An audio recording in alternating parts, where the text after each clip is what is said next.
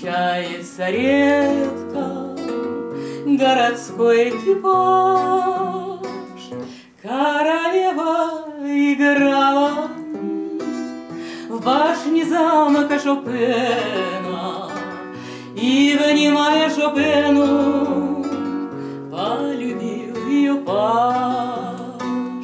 Королева играла в башне замка Шопена, и, внимая Шопену, полюбил ее паж.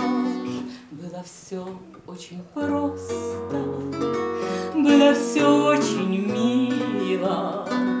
Королева просила перерезать гранат и дала половину, и пажа истомила, и пажа полюбила вся в мотивах сна. А потом отдавалась Грозова до рассвета рабыней, проспала госпожа. Это было у моря, где вода бирюзова, где ажурная пена и соната пажа. Это было у моря, где вода бирюзова, где ажурная пена и соната пажа.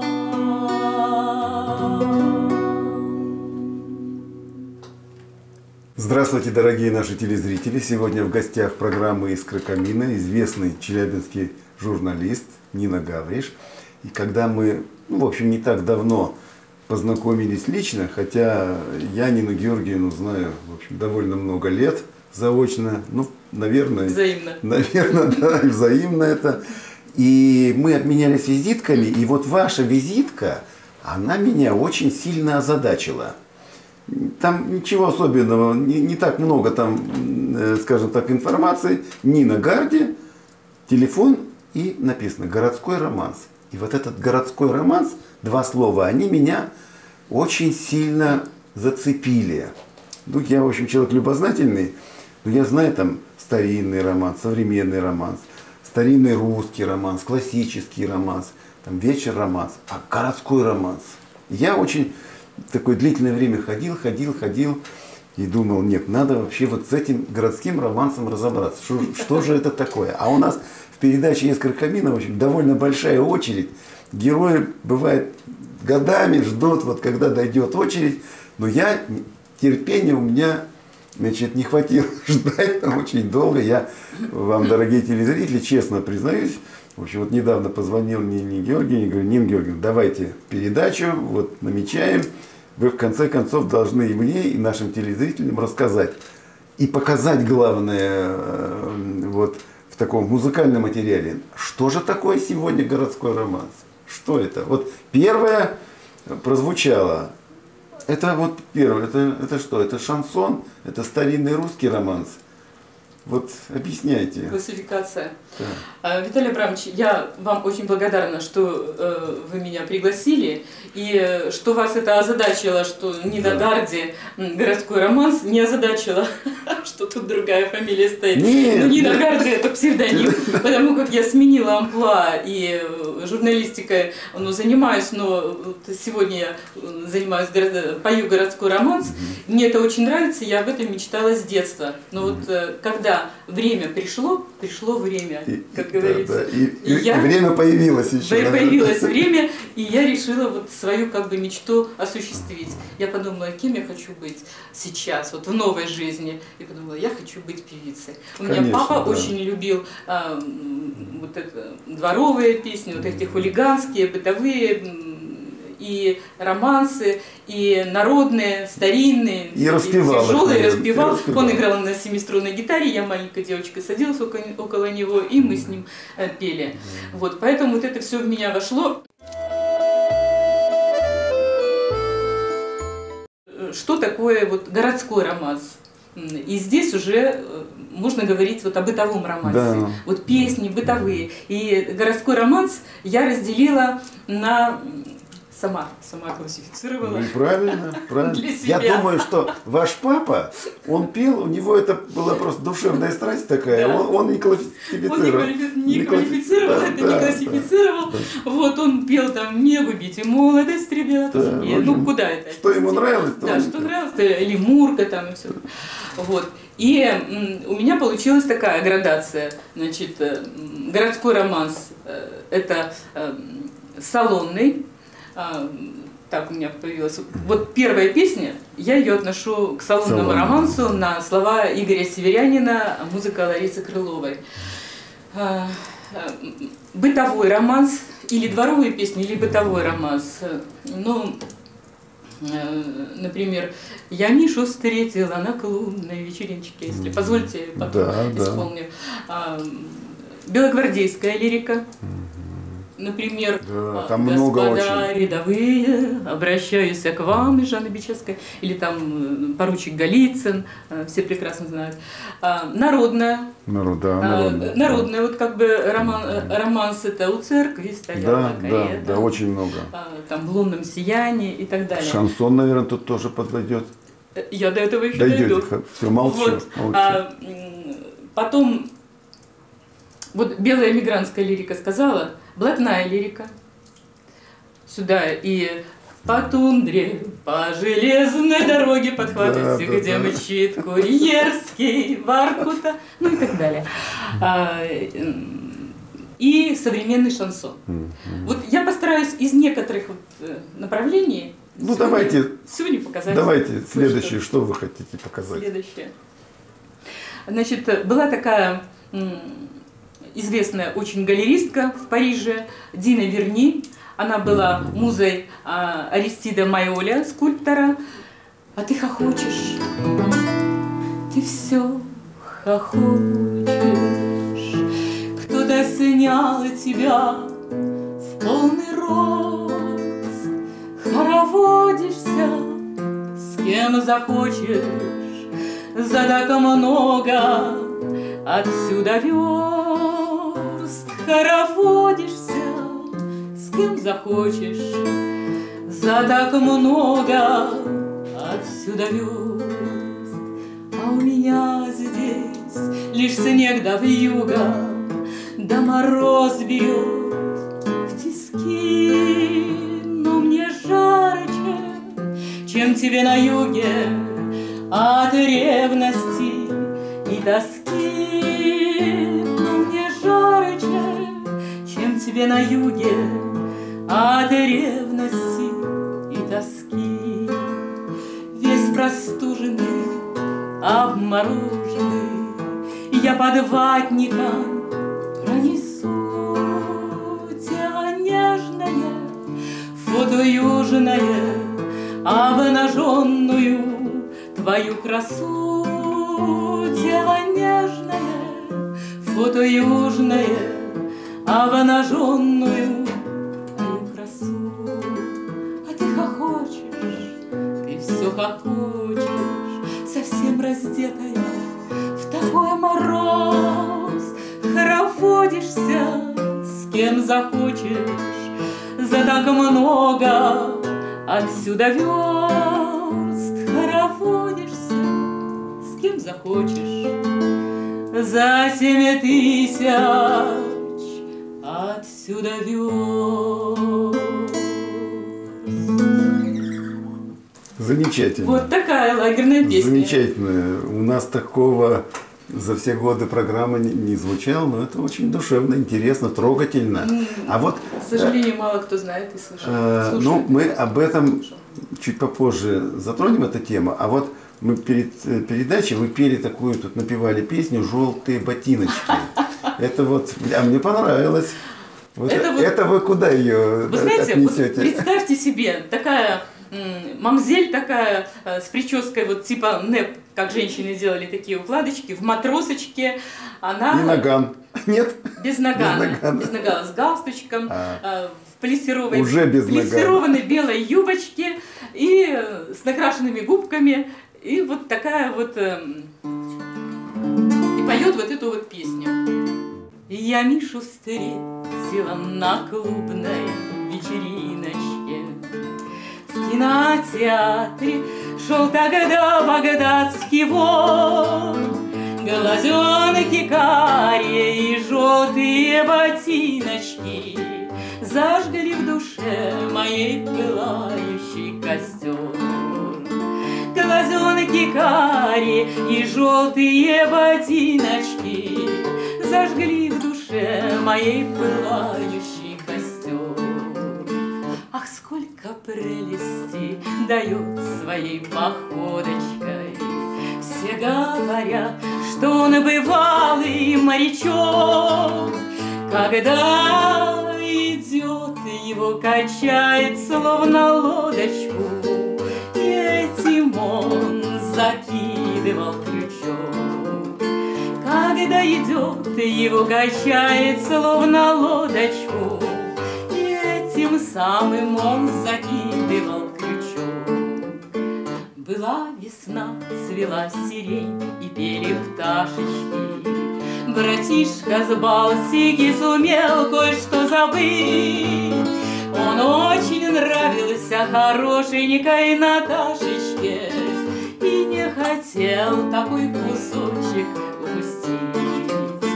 Он очень нравился хорошенькой Наташечке и не хотел такой кусочек упустить. Что вы даете мне советы, словно маленькой? Ведь для меня уже давно решен вопрос.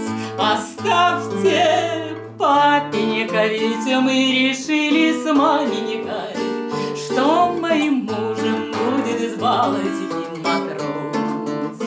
Оставьте папенька, ведь мы решили с маменькой, что моим мужем будет избалованный матрос. Я Мишу встретила на клубной вечериночке. В кинотеатре шел тогда багдадский вор. Глазенки карие и желтые ботиночки зажгли в душе моей пылающий костер. Глазенки карие и желтые ботиночки зажгли в душе моей пылающий костер. Замечательно. Хочу напомнить нашим телезрителям, что у нас сегодня в гостях программы «Искра камина» известный челябинский журналист Нина Гавриш, но она сегодня в совершенно новом амплуа. Нина Георгиевна, я вот слушаю вас и думаю, знаете, о чем подумал? Вот у нас в наследии отечественной музыки так много всего, что мы с легкостью что-то забываем, отбрасываем. Ну, всего же много, ну так много. А, наверное, зря делаем. И вот эти городские романсы, их не так часто сегодня услышишь. Вот где вы находитесь? А вот я, да. Вот придешь на радиостанцию, вот их много, а везде не формат вам скажут, везде вам скажут. Вот мы об этом не говорили, но я уверен, что если вы ходили куда-то, вас слушали и говорили, да, интересно, симпатично, это у нас другой формат. У нас вот это. Нет, Виталий Абрамович, я вас разочарую, я никуда не ходила. Да, вы я цветок в пыли сегодня. Предчувствие, что скажут это, да?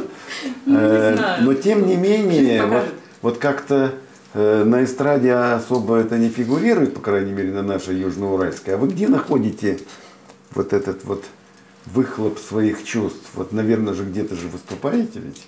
Наверное, находите своего слушателя? Ведь он же должен быть. Должен быть. И есть. Должен быть. И есть. Но вы знаете, мне вот сейчас, в принципе, вот ваши вопросы, вы на них уже сами все ответили, на ваши вопросы. Я хотела вот сегодня сказать о другом. Вы знаете, Виталий Абрамович, что если бы мы с вами сидели и пели, распевали это в 30-е годы, нам бы не миновать. Да. Не миновать, потому что все эти вещи были запрещены. И 20-е годы, когда закончился НЭП, и советская власть все это прикрыла, и романс был запрещен как жанр белогвардейский, как жанр, который, значит, такой декаданс, упадничество и так далее. И в 29 году в Санкт-Петербурге состоялась Российская музыкальная конференция, где романс был признан контрреволюционным жанром. Вот. И многие отсидели в лагерях, известные композиторы, как Борис Фомин, Борис Прозоровский, и Вадим Козин, и Петр Лещенко, и многие сгинули и погибли. Да. Вот за то, чтобы петь той же Изабелле Юрьевой запрещалось, она должна была писать в правительственные органы, чтобы ей разрешите мне спеть этот романс, ей писали ответ, что это пошло, мещански, ну хорошо, вот вы только пойте, но больше никто. Вот. Так что... Наследие сложное такое, печальное. Да, у романса сложное. Да. И вот иногда я в какой-то аудитории пою, мне говорят, ну что так все грустно, все что-то так, давайте что-нибудь повеселее. И я для себя сделала вывод, что все-таки вот в чем прелесть романса, почему человека тянет к романсу. И у меня вот такое родилось определение, что человек идет за эмоциями, он обращается к искусству, конечно, чтобы получать эмоции. Да. И вот когда он обращается к романсу, он хочет получить сладкую грусть. Вот это вот сладкую грусть, понимаете, он хочет пострадать, он хочет сопереживать, потому что в городском, вот именно в городском романсе, это очень сюжетный жанр. Здесь сюжет, здесь есть жестокий романс, где трагические там судьбы, там убийства, самоубийства и так далее.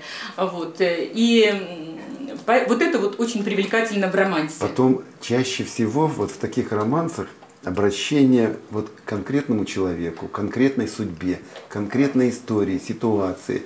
А что вы хотите? В 30-е годы воспевалась массовость. Вот вы фильм смотрели «Ширли Мырли»? Ну, смотрели. Не раз. Не раз. Не раз.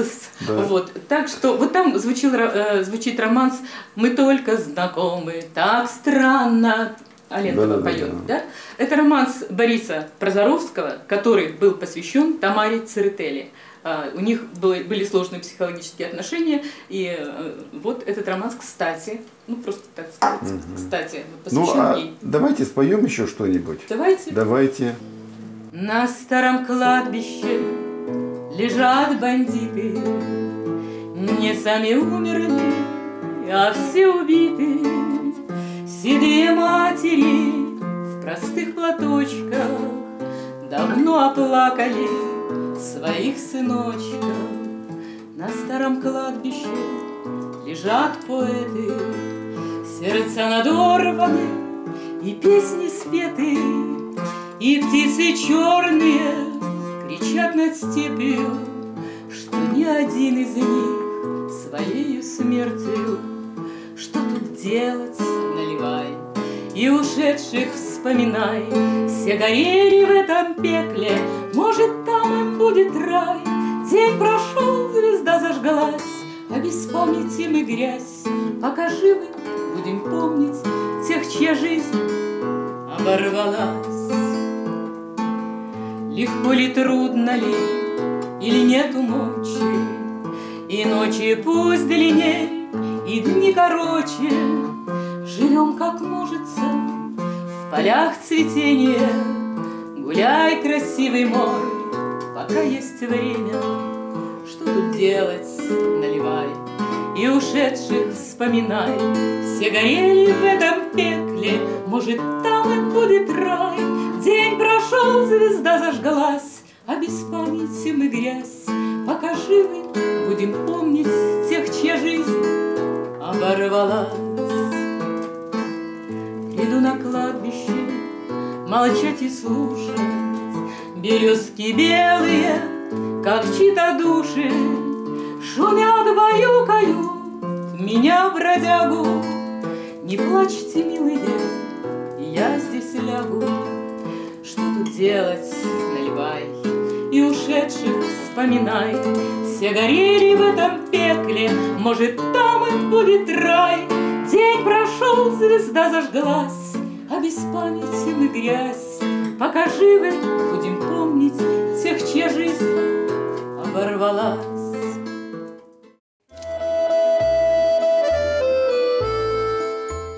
Но я думаю, мы все-таки нашу встречу закончим на более какой-то такой оптимистично-позитивной ноте, я надеюсь. Но до этого хочу обратиться к нашим телезрителям, чтобы вы написали ваши отзывы. У нас много чего было в нашей программе, но вот такого исполнителя с такими городскими романсами еще не было. Поэтому мы ждем обязательно ваших откликов. Адрес у нас простой. Челябинск, площадь Революции 4, ОТВ, программа «Искры камина». Ну и вот напоследок. Я понимаю, что я обещаю телезрителям, что мы еще с Ниной Гавриш обязательно встретимся, потому что у нее уже не только вот эти 5 романсов, которые прозвучат в нашей первой передаче, наверное, еще по 5, много раз еще по 5, правда ведь у вас есть? Виталий Абрамович, ну вы прям как советская власть. Им тоже хотелось бравурных мелодий, оптимистичных. Можно я спою из Вертинского? Да можно все, что вы захотите, просто, есть... Ну, я не думаю, что мы уж так вот вгоним в уныние наших телезрителей. Просто вещь показать режиссура жанра, и надо как-то все равно точку такую поставить, не совсем унылую. Ну, я буду бодро петь. Нет, так вы поете замечательно совершенно. Ну что?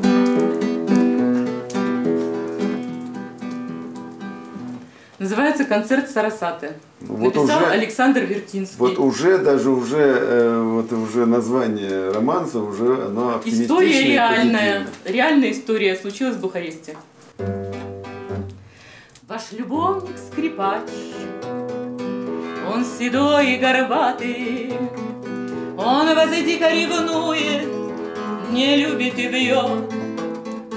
Но когда он играет концерт Сарасаты, ваше сердце, как птица, летит и поет. Но когда он играет концерт Сарасаты, ваше сердце, как птица, летит и поет. Он Альфонс по призванию, он знает секреты и умеет из женщины сделать зарок. Но когда затаскуют его флажолеты, он божественный приз, он влюбленный Пиро. Но когда затаскуют его флажолеты, он божественный принц, он влюбленный Пиро. Он вас скомкал, сломал, обокрал, обезличил. Фам де люкс он сумел превратить в фам де шамбр. И давно уж не моден, давно не приличен ваш кротовый жакет с легким запахом амбр. И давно уж не моден, давно не приличен ваш кротовый жакет с легким запахом амбр. И в усталом лице, и в манере держаться появилась у вас и небрежность, и лень. Разве можно так горько, так зло насмехаться? Разве можно топтать каблуками сирень? Разве можно так горько, так зло насмехаться? Разве можно топтать каблуками сирень? И когда вы, страдая от ласк хамоватых, тихо плачете где-то в углу, не дыша, он играет для вас свой концерт Сарасаты. от которого кровью зальется душа. Он играет для вас свой концерт Сарасате, от которого кровью зальется